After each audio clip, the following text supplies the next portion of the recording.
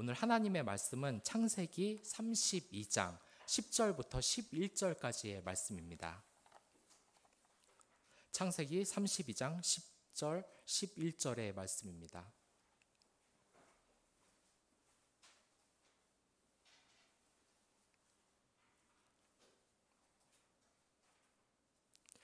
다 찾으셨으면 다 같이 합독하도록 하겠습니다. 나는 주께서 주의 종에게 베푸신 모든 은총과 모든 진실하심을 조금도 감당할 수 없사오니 내가 내 지팡이만 가지고 이 요단을 건넜더니 지금은 두 때나 이렇나이다. 내가 주께 간구하오니 내 형의 손에서 에서의 손에서 나를 건져 내옵소서. 내가 그를 두려워함은 그가 와서 나와 내 처자들을 칠까 겁이 났기 때문입니다. 예배에 참여해 주신 모든 분들께 감사드립니다. 제가 이 차를 타면서 라디오를 들은 적이 있습니다. 그 라디오의 내용은 이런 내용이었어요. 이제 코로나가 정말 심해졌는데 이 경제적인 타격은 없느냐? 그래서 이 상류층이란 대체 어떤 사람을 말하느냐? 이 전문가에게 물어봤습니다. 그러자 이 전문가가 상류층의 기준에 대해서 말을 해요. 상류층은 일단 자기 주장이 확실하며 그리고 긍지를 가지며 이런 걸 얘기하는데 이 진행자가 말을 막았습니다. 그러니까 이 전문가한테 박사님 그런 거 말고 좀 현실적인 얘기를 해보자고요. 그러자 이 전문가가 알았다고 얘기를 합니다. 그리고 상류층의 기준은 넓은 이 주택을 소유하고 있으며 배기량 몇 배 이상의 이 차를 소유한 그런 사람이 이렇게 상류층의 기준에 들어간다는 그런 얘기를 했습니다. 맞는 것 같습니다. 유독 우리나라에서는 이 상류층의 기준이 물질에 관한 것입니다. 그런데 이 영국이나 미국이나 다른 나라에서는 이 상류층의 기준으로 이 정신적인 것도 포함하고 있습니다. 가슴에 긍지를 가지고 있으며 자기 주장이 확실하며 그 인생의 가치관을 갖고 있는 것을 이 상류층의 기준으로 봅니다. 근데 저는 그것을 듣자마자 그런 생각이 들었어요. 그렇지. 상류층에는 물질적인 가치가 우선을 하지. 왜 그런데 다른 나라에서는 그런 가치까지 따지는 것일까? 그런데 불현듯 제가 한 10년 전의 일이 생각이 났어요. 그때 저는 어떤 학원을 다니면서 세일즈맨을 같이 만났던 적이 있습니다. 그 자동차 세일즈맨이었는데 저와는 다르게 굉장히 눈도 크고 또한 그 에너지가 넘치는 분이셨어요. 그리고 그 눈이 부리부리하고 늘 활발하고 자신감 있고 넘치게 생활하고 굉장히 키가 큰 분이셨어요. 근데 이분하고 이야기를 할 때가 있었습니다. 근데 이분에게 같이 이야기를 하는데 이분이 원래 고등학교 때 농구부 출신이었다고 하더라고요. 그 농구를 하면서 나름대로 실력도 괜찮고 정말 그 농구 선수로 꿈을 키워가고 있던 도중이었습니다. 하지만 그 연습 도중에 크게 부상을 당하고 만 겁니다. 그래서 이 농구부에 그 농구 선수가 된다는 그 꿈이 모조리 날아가 버린 것이죠. 그러니까 할 수 있는 것이 아무것도 없는 것입니다. 이제 이 평생 운동만 했는데 이제 그 기술을 배운 것도 없고 그렇다고 이 운동을 최선을 다했는데 무슨 공부를 다시 시작하자니 그것도 이제 불가능하고 벌어먹고 살 길이 아예 없다는 겁니다. 그러자 이 사람이 나중에 무슨 일을 했냐면 자기의 특유의 이 사교성을 가지고 밤무대에 그 사람들을 이렇게 끌어모으는 그런 역할을 했습니다.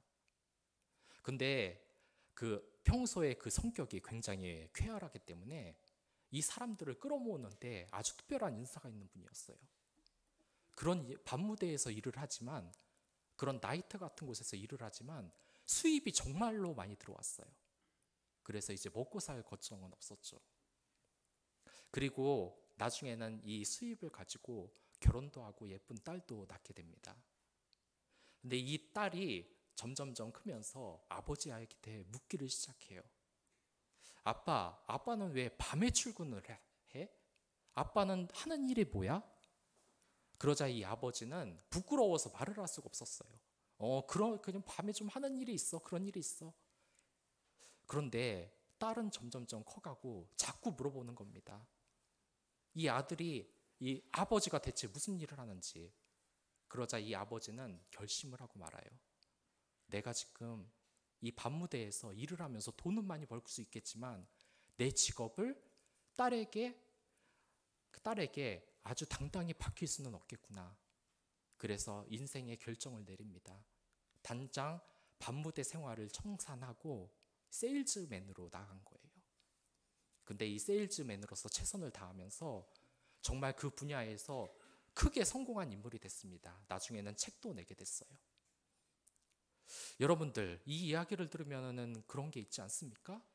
상류층이라면은 물질만 많아서 되는 게 아니라 어떤 가치가 있어야 되는 거 아닙니까? IT에서 그리고 뭐 장기 밀매를 하는 마약을 파는 보스가 돈은 많이 벌겠지만 우리는 그들을 상류층으로 부르진 않잖아요. 분명히 물질적인 가치가 중요는 하겠지만 다른 것, 또 하나의 이 정신적인 가치와 명예가 있어야 상류층이 되는 게 아닐까라는 생각을 해봤습니다. 그런데 우리의 현실은 어떻습니까? 사실 이 상류층의 기준은 모조리 물질에 관한 것입니다. 그래서 여러분들 그 옛날 드라마에는 이런 것이 많았어요. 상류층이라고 하면은 그 어떤 시골에서 정말 이 찌질했던 이 아들이 갑자기 도망을 칩니다. 쪽지 하나를 남기고 서울로 도망을 칩니다. 그러면서 성공해서 오겠다는 말을 해요. 그리고 나중에는 이 아들에 대해서 걱정하고 까먹고 있는데 어느 날 이 아들이 멋진 외제차를 끌고 와서 그리고 선물 보따리를 들고 와서 이 고향에서 부모님을 맞이합니다. 그러면 부모님들과 이 동네 사람들은 기뻐하죠. 아, 네가 정말 성공을 했구나. 아유, 이제 사람 구실을 하는구나. 그런데 만약 이 아들이 돈 하나 벌지 못하고 그냥 쫄쫄 굶은 상태로 거지꼴로 만약 고향에 왔다면 어떻게 할까요? 그 인물을 정말 성공했다, 사람이 됐다라고 우리는 말하지 않잖아요. 그런 것이 바로 이 물질적인 기준이 우리 현실적인 문제에선 늘 드러납니다. 이 야곱이란 인물도 바로 그런 것입니다. 이 야곱이란 사람은 그 교회에 다니는 분들은 아시겠지만 굉장히 머리가 얍삽하고 그 술수를 잘 쓰는 사람이에요. 그리고 돈도 굉장히 많이 번 사람입니다. 오늘의 아까 전에 그 이야기와 같아요. 고향은 이제 이 야곱이 그 바깥곳 하란에서 그 목장 생활을 하다가 부자가 돼서 이제 약속의 땅 가나안 땅에 들어오게 됩니다. 가나안 땅에서 이제 부자가 돼서 들어오게 되는 것이죠. 정말 우리의 생각으로 인하면은 이 야곱은 성공한 인생으로 다시 고향 땅에 들어오는 것입니다. 그런데 야곱에겐 아주 큰 문제가 있었어요. 그것은 뭐냐면 자기의 형 에서가 자신을 죽이려 오는 것입니다. 왜 일이 이렇게 됐나? 그것은 야곱은 돈은 많이 벌었지만 도덕적인 면에서 심각한 결함을 가지고 있는 인물이었기 때문이에요. 형을 속여서 장자권을 뺏어버리고 정말 이 이스라엘이 하나님의 민족이 되는 이 커다란 축복, 그 축복권을 형에게 속여서 빼앗아 버렸습니다. 형은 동생을 죽이려고 난리가 났죠. 그래서 이 하란으로 도망쳤는데 이 하란에서도 자신의 잘못을 인정하지 않으며 결국 자식이와 사이가 틀어진 외삼촌 라반에게 또한 술수를 부려서 그와 사이가 멀어져 버리고 만 겁니다. 야곱은 지금 적밖에 없어요. 이제 다시 약속의 땅으로 들어왔는데 뒤에는 라반이 있고 앞에는 형 에서가입니다. 둘 다 자기를 어떻게 해하려고 오는 사람들이에요. 정말 너무너무 무섭죠. 근데 하나님께서는 그곳 하나님의 천사를 보내셨습니다. 그곳이 바로 마하나임이라는 곳이에요. 이 마하나임이라는 곳은 바로 하나님의 군대, 하나님의 진영이라는 뜻입니다. 그래서 이 야곱은 거기에서 이제 죽기를 각오하고 기도해요. 하나님, 나 이대로는 정말 죽습니다. 하나님, 내가 지팡이만 가지고 이 요단강을 건넜는데 하나님께서 축복을 거주시지 않았습니까? 나를 내 형의 손 에서의 손에서 구해 주시고 나를 살려 주십시오. 간절히 기도를 합니다. 결국 그래서 어떻게 됐을까요? 먼저 자기의 와이프와 종들을 먼저 보낼 때 계속해서 이 기도를 하는 가운데 갑자기 그의 앞에서 어떤 한 분이 나타납니다. 그리고 자신에게 씨름을 걸어와요. 이 사람이 누굴까요? 바로 하나님입니다. 하나님과 대결을 펼치게 되게 된 것입니다. 여러분들, 이 본문을 보면 좀 이상하지 않아요? 왜 하나님이 갑자기 야곱에게 싸움을 거셨을까요? 그 이유에 대해서 여러 가지 입장이 있기는 있습니다. 여러분들 TV를 보면은 요즘 예전에는 좀 얼마 지나지 않았는데 이 군대 프로그램이 굉장히 유행을 했어요. 특히 이 특전사들, 특수부대에 있는 사람들이 얼마나 훈련을 힘들게 하는지, 그 과정이 얼마나 어려운지 이 훈련하는 과정이 따다다닥 보여지는 곳이 났습니다. 그래서 미국에 있는 어떤 특수부대는 너무나 들어가기가 어려워서 140명이 지원하면 한 30명만 특수부대의 훈련을 통과해서 진짜 특수부대로서 인정을 받게 된다고 합니다. 굉장히 힘들어요. 여기에서는 단순히 체력만 필요한 것이 아니에요. 체력만 필요한 것이 아니라 바로 정신력이 굉장히 강해야 됩니다. 그리고 남을 속이는 수수도 없어야 돼요. 동료애를 발휘해야 되고 그것을 사람들이 다 살펴봅니다. 이 정신력으로, 올바른 정신력으로 버티지 못하면 이 특수부대에서 나가 떨어지고 말아요. 그런데 이 훈련을 견디면은 결국 그런 부대에 들어갈 수 있는 것이죠. 야곱의 상황이 지금 이와 같아요. 야곱은 지금 아주 나쁜 인생, 속이는 인생을 살다가 하나님의 자리로 들어왔습니다. 그리고 하나님의 진영, 하나님의 군대 마하나임으로 들어왔어요. 약속의 땅으로. 이제 야곱은 옛날에 그러한 것을 버리고 하나님의 백성, 하나님의 군사로서 자격을 갖춰야 돼요. 하지만 하나님이 보실 때는 이 야곱은 너무나 부족한 사람이에요. 비록 우리가 볼 때는 경제적으로 아주 대성공을 했다라고 생각할지 모르지만 이 야곱은 결코 그런 사람이 아니었습니다. 정신적으로 굉장히 문제가 있는 사람이었어요. 늘 속이는 것, 그것밖에 할 줄 모르는 사람이었다는 겁니다. 그런데 이 야곱이 지금 일대의 가장 어려운 적을 만났어요. 그것이 바로 하나님입니다. 하나님 앞에 우리가 무엇을 속일 수가 있습니까? 이 야곱은 늘 속이는 것으로 상대를 쳐부숴 왔는데 하나님 앞에서는 뭘 속일 수가 없어요. 가장 두렵고 무시무시한 분이 싸움을 걸어왔습니다. 그분께서 말씀하시는 것이죠. 야곱아, 매일 속이고 살았지만 어디 나한테도 한번 그렇게 해봐라. 네 인생을 걸고 날 한번 이겨봐라. 단 나에겐 어떠한 속임수도 통하지 않는다. 정당하게 하늘을 나라에 갈 그 약속의 땅에 들어갈 그 자격을 증명해내라고 말을 하는 것이죠. 야곱은 정말 그 무시무시한 싸움에 결국 씨름에 참여를 합니다. 왜냐하면 이제 갈 데가 없기 때문이에요. 사방에 자신을 죽이려고 한 사람. 그런데 이제는 그런 모든 것을 벗어버리고 하나님의 군대, 영원한 하나님의 백성으로 약속의 땅으로 들어가야 됐기 때문이죠. 그렇기 때문에 어떤 전쟁 영웅보다 무서운, 그리고 도저히 이기는 게 불가능한 하나님과 씨름을 하게 된 것입니다. 하나님의 정말 무시무시한 훈련을 받게 되는 것이죠.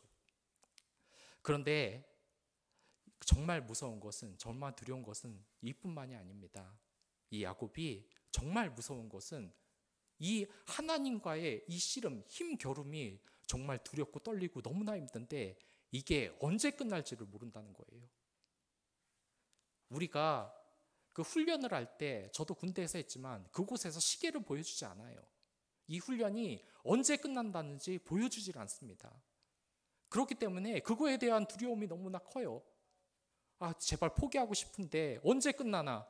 다 끝났다고 하는데 다시 또 하고 끝이 안 나요. 끝나는 시간을 안 알려줘요. 야곱의 심정도 똑같습니다. 지금 하나님과의 무시무시한 대결을 펼치고 있는데 이게 언제 끝날지를 몰라요. 그러나 야곱은 자신이 이제 축복된 인생을 살겠다고 이 무시무시한 싸움을 견뎌냅니다. 그러자 하나님께서 드디어 이 야곱이 이 시험을 통과했음을 허락하십니다. 그때는 이제 새벽이 다가오고 있었어요. 밤새도록 그 무시무시한 씨름을 견뎌낸 것입니다. 야곱은 이 시험을 통과한 것이었어요. 그러자 하나님께서는 그 야곱의 엉덩이 쪽 관절 환도뼈를 팍 쳐버렸어요. 그 시험을 통과한 것이죠. 그런데 왜 하나님이 이 야곱의 환도뼈를 쳤을까요? 그것은 두 가지 이유가 있습니다. 먼저는 바로 이것은 몸에 새겨진 훈장과 같은 의미가 있어요. 이러한 훈장 같은 것은 두 가지 종류가 있어요. 먼저 하나는 인위적으로 만든 것입니다. 그러니까 여러분들 군부대 보면 알 거예요. 자부심이 강한 사람들, 이런 사람들이 훈련병을 통과해서 해병이 되면 여기 빨간 명찰을 달죠. 그리고 육군들도 이 신병 교육대에서 모든 훈련을 수료하면 부대 마크를 답니다. 이제 진짜 병사가 된 것이죠. 그리고 미국에서 보면 자기의 부대에 대한 자부심이 강한 사람들은 자신의 부대 마크를 문신으로 새기기도 해요. 이런 게 인위적인 그런 인장이라고 할 수 있죠. 그리고 두 번째 인장이 있어요. 그것은 몸에 새겨지는 인장이라는 것입니다. 이 몸에 새겨진 인장, 제가 언제 TV에서 오바마 대통령이 이 군인들에게 훈장을 주는 걸 본 적이 있어요. 그 메달 오브 아너라는 미국의 최고의 훈장을 주는데 이 훈장을 받는 사람의 눈을 보니까 뭔가 좀 이상했어요. 잘 보니까 눈 하나가 그러니까 가짜 눈이더라고요. 전쟁 중에서 눈을 잃어버린 것이죠. 또한 어떤 사람들은 이 피부가 전부 다 갈라졌어요. 그 수류탄 파편을 맞아서 여기에 새겨진 것이죠. 또한 어떤 사람들은 다리가 없어요. 또 어떤 군인은 팔이 없어요. 그런데 우리들 그러한 영웅들을 보면 어떤 생각이 듭니까? 저거 팔다리 없고 어디 사람 역할 하겠어? 이렇게 손가락질하는 사람은 없습니다. 오히려 그들의 몸에 새겨진 그 훈장을 보면서 우리는 경외감을 느끼죠. 존경심을 느끼죠. 아, 이 사람이 나를 위해서 이렇게 희생을 했구나. 이것이 바로 몸에 새겨지는 훈장과 같은 겁니다. 야곱의 훈장도 마찬가지예요. 하나님께서 환도뼈를 쳐서 야곱은 분명히 주저앉게 됐어요.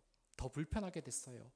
하지만 그에게는 몸에 새겨지는 아주 영광스러운 상처가 지금 새겨진 거예요.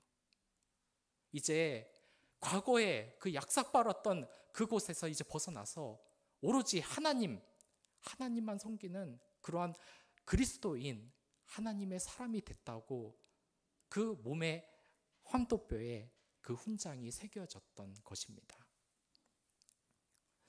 여러분들, 야곱은 그 시험을 통과한 거예요. 몸에 그 환도뼈를 침으로써 이제 약속의 땅으로 들어갈 수 있는 자격을 얻을 수 있었던 겁니다. 그리고 두 번째 의미로 환도뼈를 치신 이유는 바로 이겁니다. 야곱이 이제 예전의 모습을 버리고 겸손한 그리스도인으로 살아가라는 의미가 있는 것이에요. 여러분들 그 너무나 유명한 마가복음에 나오는 그 스로보니게 여인 이야기가 있지 않습니까? 거기서 어떻습니까? 예수님이 지나가시는데 이 스로보니게 여인이 예수님에게 사정을 합니다. 예수님, 제 딸이 귀신에 묶여 있어요. 제발 우리 딸 좀 살려주세요. 라고 이야기를 합니다. 그럴 때 예수님은 어떻게 이야기를 했습니까? 예수님은 그래, 불쌍한 내 딸아, 얼른 딸을 고쳐주마, 이렇게 얘기하지 않았어요. 자녀에게 줄 것을 개에게 주는 것은 옳지 않다고 이야기를 합니다. 여기에서 자녀라는 것은 유대인들을 말합니다. 선택받은 민족들, 이스라엘 민족들. 그런데 개라는 것은 이 스로보니게 여인, 두로 이방 민족을 말하는 겁니다. 너희 이방민족 개에게 줄 것은 없다라고 이야기를 하는 거예요. 막상 들어보면 하나님이 너무 심한 얘기를 한 거잖아요. 지금 예수님이. 사람들을 사랑하고 품어줘야 할 예수님이 지금 이 여인을 개라고 말을 했습니다. 그런데 여러분들, 여기에는 속뜻이 있는 거예요. 사실 하나님께서는 왜 개라고 표현을 했냐면, 예수님께서는 항상 겸손하고 자신을 낮추는 진정한 그리스도인을 찾고 계셨던 겁니다. 이 예수님께서는 바로 전에 이 바리새인들과 논쟁을 했어요. 그들의 그 외식과 잘못됨을 지적했음에도 불구하고 그들은 절대 고개를 숙이지 않았습니다. 오히려 예수님에게 분개하고 예수님을 죽이려고 했어요. 하지만 이 스로보니게 여인에게 테스트를 해보니까 자신을 개라고 표현할 때 이때 이 여인은 이렇게 말합니다. 맞습니다. 하지만 개라도 자녀에게 떨어지는 이 빵 부스러기는 먹을 수 있지 않습니까? 라고 이야기를 한 것입니다. 그러자 하나님께서는 이 시험이 통과되었다고 믿고 그 사랑스러운 그 여인의 자녀를 고쳐주신 것이죠. 야곱도 이와 같아요. 똑같은 뜻입니다. 이 환도표를 친 것은 이제부터 겸손한 그리스도인으로 살아가라는 의미가 있는 겁니다. 이제 당당하게 걷는 것이 아니라 절뚝거리면서 남 앞에서 낮아지라는 것입니다. 좀 이따 에서를 만나게 되는데 만약에 하나님이 환도표를 치지 않았다면 어떻게 됐을까요? 이 야곱은 고개를 숙일지 모르는 사람입니다. 만약 절뚝절뚝거리는 그러한 겸손한 모습으로 현에게 나가가지 않았다면 이 에서는 화가 나서 동생을 죽였을지도 몰라요. 이제 겸손한 모습으로 살아가라고 이런 환도표를 쳐버린 것입니다. 여러분들, 이 야곱은 정말 심각한 문제를 가지고 있었습니다. 우리들은 여러분들 어느 자리에서도 우리가 솔직한 모습을 보여주진 않아요. 일종의 가면을 가지고 살고 있죠. 회사에서 가면은 상사가 있으면 내 마음대로 표현을 하지 못하고 마음에 안 드는 것이 있더라도 그것에 복종하며, 또한 고객을 응대할 때는 내 솔직한 그 표정을 감추고 친절해야 되죠. 늘상 가면을 쓰고 가죠. 하지만 우리가 이 가면을 벗을 때가 있어요. 바로 가족과 함께 있을 때입니다. 이 가면을 벗고 가족들에겐 진짜 모습을 보여줘요. 왜냐? 이 가족은 편하니까, 내가 믿는 사람들이니까. 얼마나 좋아요. 정말 좋은 상태죠. 근데 이 야곱은 이런 것도 안 되는 사람이었어요. 이 야곱은 가족 앞에서 가면을 썼어요. 형 에서를 보고 자기 형이라고 생각을 안 했어요. 어떻게 속여 먹을까? 어떻게 그 장자권과 축복권을 내가 가져갈까? 라는 생각으로 살아왔던 겁니다. 심각한 문제가 있었던 것이죠. 그런데 이 에서를 봤을 때 야곱이 이 에서의 얼굴을 보고 너무나 기뻐서 이런 말을 해요. 형님의 얼굴을 보니 내가 하나님을 보는 것과 같습니다. 이 말로써 에서는 이제 회복이 된 거예요.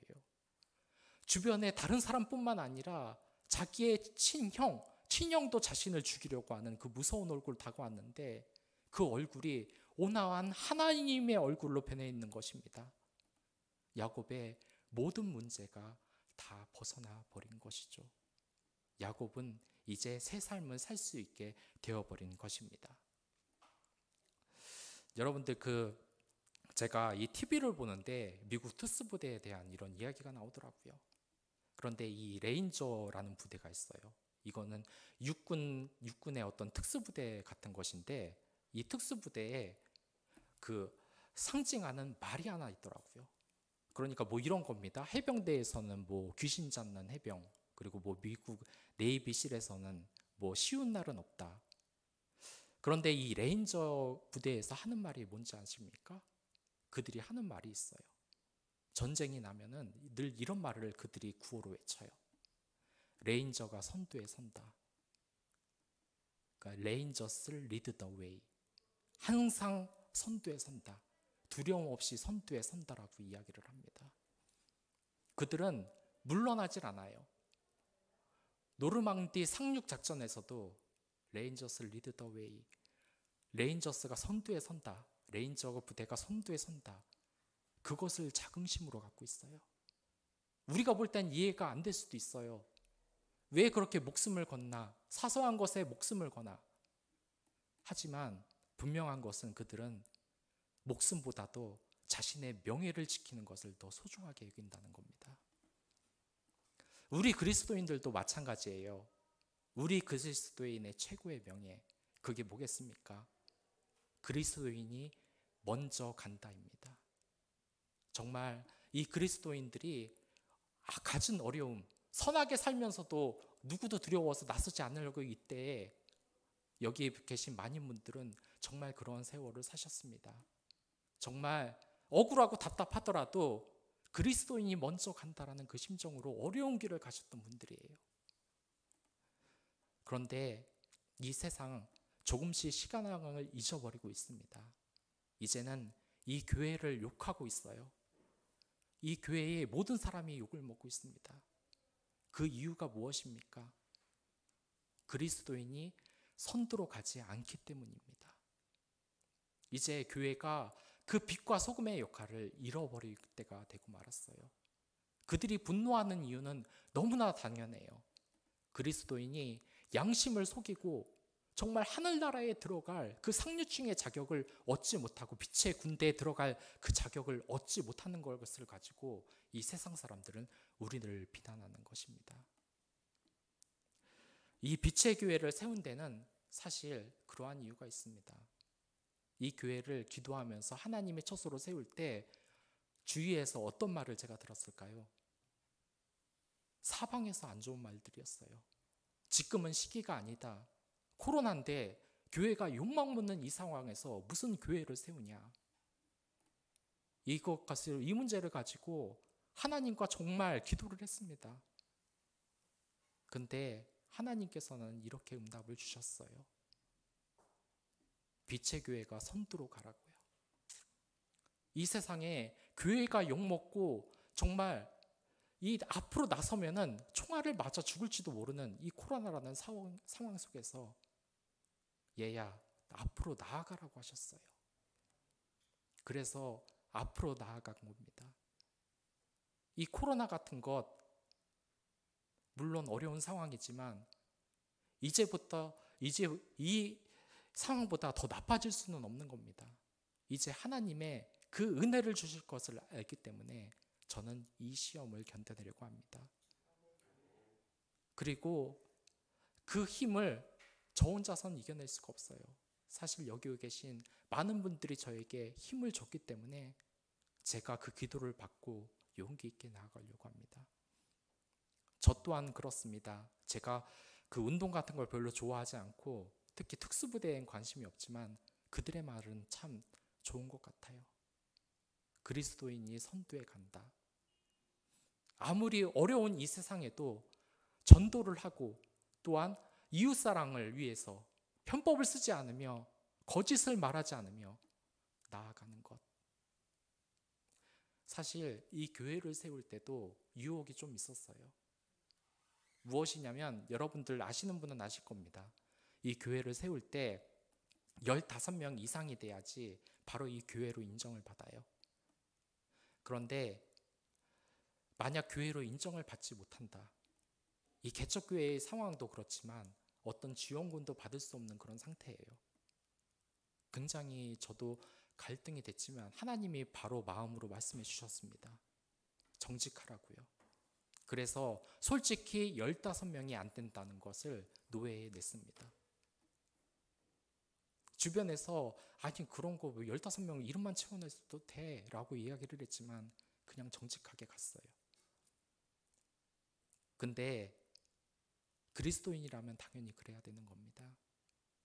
물론 죄를 질 수도 있어요. 어쩔 수 없이 죄를 짓게 되는 상황이 있을 수는 있어요.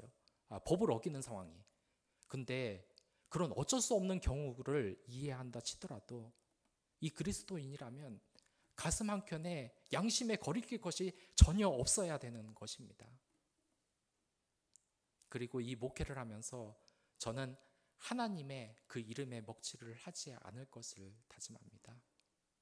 여기 계신 이 모든 분들이 저를 위해서 기도해 주시고 이 빛의 교회를 위해 기도해 주시는데, 이 빛의 교회는 하나님의 뜻으로 이 세상에 선한 일을 하고 복음을 전도하고 예배를 드리고 먼저 나서서 총알을 맞고 쓰러질지언정 더 큰 영광을 위하여서 계속해서 앞으로 나갈 것입니다.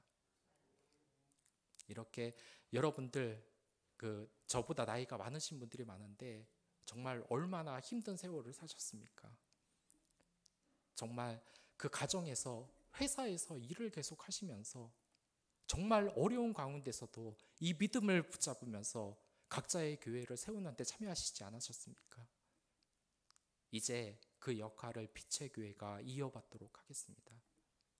여러분들의 그 사명을 이어받도록 하겠습니다.